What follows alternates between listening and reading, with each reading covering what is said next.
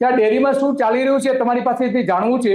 એની પહેલા તમે ત્યાં આ ડેરી સામે કઈ રીતે આંદોલન કર્યા, તમારો થોડો પરિચય આપશો? એમને નેટવર્કનો પ્રોબ્લેમ છે એટલે એમણે ઘણી બધી બાબતો એમણે જાહેર કરી છે અને એ જોડાય છે એટલે આપણે ફરીથી વાત કરીશું એમની સાથે.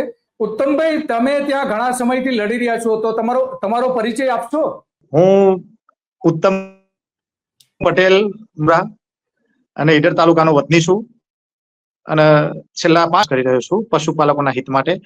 અને મારે પોતાને પણ તબેલો હતો, પણ આ લોકોના અને એના લીધે આપણે બધું વેચી માર્યું અને હાલ પશુપાલકોના હિત માટે આપણે લડી.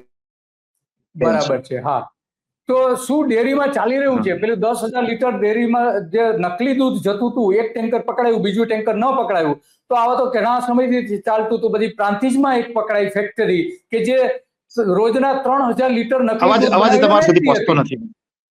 હા, તો અત્યારે શું ચાલી રહ્યું છે એની વાત કરશો?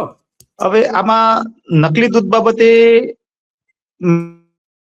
મેં આ ફરિયાદ થયા પછી આપણે ફેડરેશનને પણ જાણ કરેલી છે, રજિસ્ટ્રાર સાહેબને જાણ કરી, સંઘને પણ જાણ કરેલી છે, પણ એમના તરફથી કોઈ નિર્ણય હજુ સુધી લેવાયો નથી અને આધાર પુરાવા નથી તેવા વાહિયાત જવાબો આપી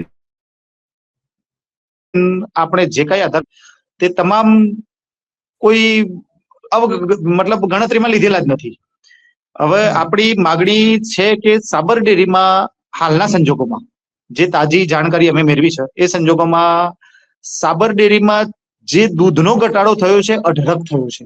હવે એ કઈ મંડળીનો ઘટાડો થયો છે તેની માહિતી સાબર ડેરી આપવા માટે તૈયાર નથી.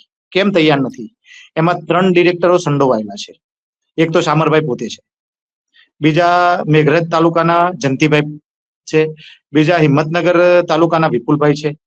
હવે આવા નામ સાથે આપણે રજૂઆત કરેલી છે, તેમ છતાં સાબર ડેરી તરફથી કોઈ ડેટા મળવા પાત્ર. એટલે આમાં અંદર જે તમામ ડિરેક્ટરોને કઈક આ ડુપ્લિકેટ થી કઈક મળે છે કે શું, કે બધા ભાગીદાર છે, કઈ સમજાતું નથી. એટલે એના માટે આપણે જે કઈ પ્રયત્નો કરી રહ્યા છીએ એ ચાલુ રહેશે અને આપણે જરૂર પડશે તો કોર્ટમાં પણ જશું કે ભાઈ આની પૂર્ણ તપાસ થવી જોઈએ કે આ દૂધ કોનું ઓછું થયું છે. દૂધ ઓછું થયું એ મતલબ નથી, પણ કઈ મંડળીનું ઓછું થયું છે એ બહુ મહત્વની વાત છે કે આજ સુધી 2 વર્ષથી આ લોકો દૂધ ભરાવતા હતા, તો દૂધ કોનું ઓછું થયું આની જાણકારી કોઈ પણ આપવા માટે સાબર ડેરીનું સત્તામંડળ તૈયાર નથી. અને આની માટે આપણી પૂરી તપાસ ચાલુ છે અને અમારી ટીમ દ્વારા પણ અમે તપાસ કરીશું અને જેટલા બને એવા પુરાવા એકઠા કરીને અમે આની રજૂઆત જે કરી છે એમાં કન્ટિન્યુ કરશું. બરાબર છે. તો અત્યાર સુધી તમારી પાસે જે વિગતો આવી છે, કેટલીક વિગતો ત્યાંના સ્થાનિક લોકોએ આપી હશે, ત્યાંના ડિરેક્ટરો કેટલાક જે નારાજ છે એમણે આપી હશે, તો એમાં શું ચાલી રહ્યું છે? અંદર જે દૂધ આવે છે એના કરતા દૂધ વધારે વેચાય છે અથવા તો વધારે ચીજ વસ્તુઓ બની રહી છે? તમારો અવાજ દિલીપભાઈ સારો કપાય છે બહુ. હા, મને ક્લિયર તમારો વોઇસ નથી. દૂધ ડેરીમાં જે દૂધ આવે છે એનાથી વધારે દૂધ વેચાઈ રહ્યું છે, તો દૂધની ચીજ વસ્તુઓ વેચાઈ રહી છે, એવા કેટલાક આરોપો તમે મૂકેલા છે. શું છે એમાં? એની માટે આપણે આરોપો પહેલા પણ લગાયેલા હતા કે સાબર ડેરીના જે ગુજરાત બહાર જે પ્લાન્ટ ચાલુ છે, બરાબર, રાજસ્થાન ચાલતા હોય, પંજાબ ચાલતા હોય, મહારાષ્ટ્ર ચાલતા હોય કે સાઉથમાં ચાલતા હોય, જે જગ્યાએ પ્લાન્ટ ચાલુ છે ત્યાં કલેક્શન પોઈન્ટમાં મને રીતસરને પુરાવા એટલે ત્યાંની લોકલ પબ્લિક અથવા તો સ્ટાફ દ્વારા પણ માહિતી મળેલી છે કે આ લોકો આવી રીતે બહારથી દૂધ લાવીને ડુપ્લિકેટ દૂધનો ધંધો કર્યો છે. અને એના માટે આપણે રજૂઆત જે કરેલી કે સાબર ડેરીનું 25 લાખ લીટર દૂધ, જે તે વખતે આપણે રજૂઆત કરી ત્યારે 25 લાખ લીટર દૂધ સાબર ડેરીનું હતું. તો 25 લાખ લીટર દૂધ હતું. તો સવાલ એ છે કે 25 લાખ લીટર દૂધમાંથી જે પ્રોડક્ટ કેટલી બને એ એક પશુપાલક તરીકે અમે જાણીએ છીએ. તો 25 લાખ લીટર કરતા પ્રોડક્ટ પણ ડબલ બને છે અને દૂધ પણ પાછું વેચાય છે, તો બાકીનું દૂધ આવે છે કયું? આ હિસાબ આપણે છેલ્લા કેટલાય સમયથી માંગીએ છીએ, પણ આ લોકો બિલકુલ આપવા માટે તૈયાર નથી. આપણે ઘણી બધી રજૂઆતો કરી, આ લોકો જરા પણ એક પેપર, એક સામાન્ય પેટા નિયમ જેવું સામાન્ય પેપર એ કોઈ દૂધ મંડળીને આપવા તૈયાર નથી.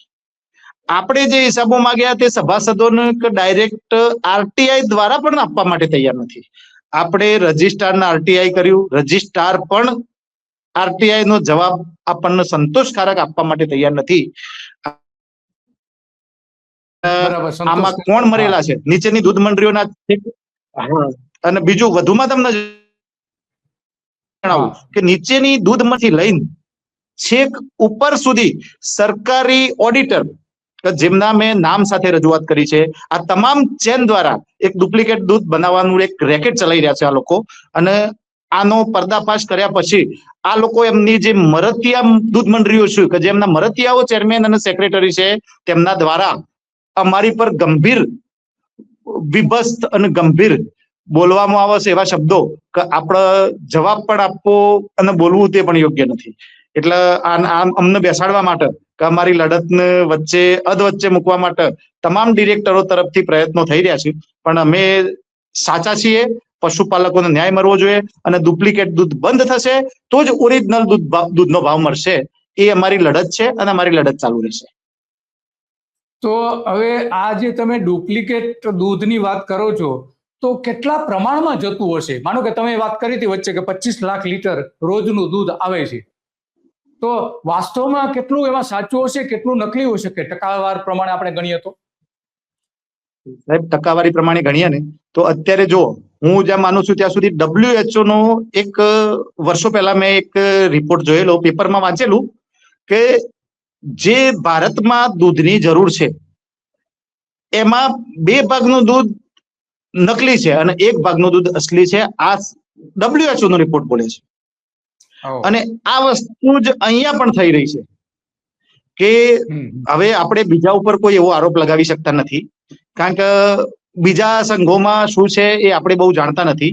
પણ ઘણા બધા સહકારી સંસ્થાઓ આની સાથે જોડાયેલી છે અને આ સહકારી સંસ્થાના નેતાઓ જ આ પ્રમાણે આવા ખરાબ કામ કરી રહ્યા છે, લોકોના સ્વાસ્થ્ય સાથે છેડછાડ કરી રહ્યા છે. એટલે હું માનું છું ત્યાં સુધી અત્યારે સાબર ડેરીમાં બલ્બ પકડાયું ત્યારથી જે દૂધ ઓછું થઈ ગયું છે એ સમાચાર લોકમુખે મળેલા છે. અમને આધાર પુરાવો સાબર ડેરી આપવા તૈયાર નથી. 1 લાખ લીટર લોકમુખે સમાચાર મળેલા છે કે 4 લાખ લીટર સાબર ડેરીનું દૂધ ડુપ્લિકેટ પકડાયા પછી ઓછું થઈ ગયું. 4 લાખ લીટર દૂધ કોનું ઓછું થયું છે? આ એક બહુ ગંભીર પ્રશ્ન છે. તેમ છતાં આ લોકો કોઈ જવાબ આપવા તૈયાર નથી. અને આના સિવાય હજુ બીજું કેટલું ઓછું થયું છે એ તો જયારે ડેટા આપશે અને માહિતી આપશે ત્યારે જ ખબર પડશે કે હકીકતમાં કેટલું ઓછું થયું છે. એટલે આ વસ્તુ માટે આપણે સતત એમની પાસે માંગણી કરી રહ્યા છીએ. ડિરેક્ટરના ઝોનમાં દાખલા તરીકે મેઘરજ છે, તો મેઘરજ ઝોનમાં જે કઈ દૂધ મંડળીઓનું દૂધ ઓછું થયું છે એની માહિતી આપણે માંગેલી છે. હિંમતનગર ઝોન તો હિંમતનગરની માહિતી માંગેલી છે. અને શામરભાઈના ઝોનમાં તો 4 દૂધ મંડળીઓની માહિતી મળી છે અને હજુ બીજી 2 મંડળીઓ શંકાના દાયરામાં છે. એટલે આપણે એની તપાસ હવે અમે તો અમારી પાસે કોઈ પોલીસ ખાતાનો કે એવો કોઈ પાવર નથી કે તાત્કાલિક અમે તપાસ કરી લઈએ, પણ અમે અંગી ડર રાખીને તપાસ કરીએ છીએ કે આ લોકો ક્યારે અમારી પર જો ખબર પડશે તો હુમલો કરશે. કારણ કે અમને ધાક ધમકીઓ અલગ અલગ કાલની મળી છે. અમે હિંમતનગર ઝોનના તપાસ કરી અને નામ જાહેર કર્યા ત્યારથી અમને હિંમતનગર ઝોનના 8 ગામોના જે નામ આપ્યા છે ત્યાંથી અમને ધાક ધમકીઓ આપવામાં આવે છે કે અમે તમને જોઈ લેશું, અમે તમારી પર પોલીસ કેસ કરી દઈશું. ભાઈ, દરેક મિત્રોને આપણી વિનંતી છે કે અમે કોઈ અમારી માટે તમારું નામ લીધું નથી. અમે 1800 મંડળીઓ છે તો અમે 8 મંડળી કે 12 મંડળીનું નામ કેમ લીધું ને બીજા કોઈનું ના લીધું?